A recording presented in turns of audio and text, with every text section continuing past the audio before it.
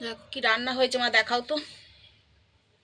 এই তো আজকে নিচে বসে তো। হ্যাঁ, আজকে আমাদের হয়েছে ভাত, হয়েছে এই যে ভাত আছে, বেগুন ভাজা। একটু ভাতটা গরম ছিল বলে মা একটু আবার ঘিও দিয়েছে। বেগুন ভাজা আছে, একটা নিরামিষ তরকারি। বন্ধুরা এই যে ডাল করেছি, এই যে ডাল আছে। আর আমার তো আজ একটা যে চাটনিও আছে, টমেটো, খেজুর, আমসত্ত্ব, কিশমিশ, কাজু বাদাম দিয়ে আমি একটা চাটনি করি, এটা বেশ ভালো লাগে খেতে। আর আমি তো বন্ধুরা রুটি খাচ্ছি।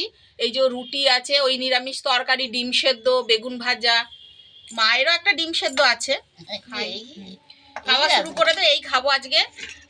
দুদিন ধরে আমার ওই মামাতো বোন, তার মামাতো ভাই, তার মামাতো বোনের মেয়ে, এরা সব ছিল তো, মনটাও খারাপ লাগছে ওদের জন্য।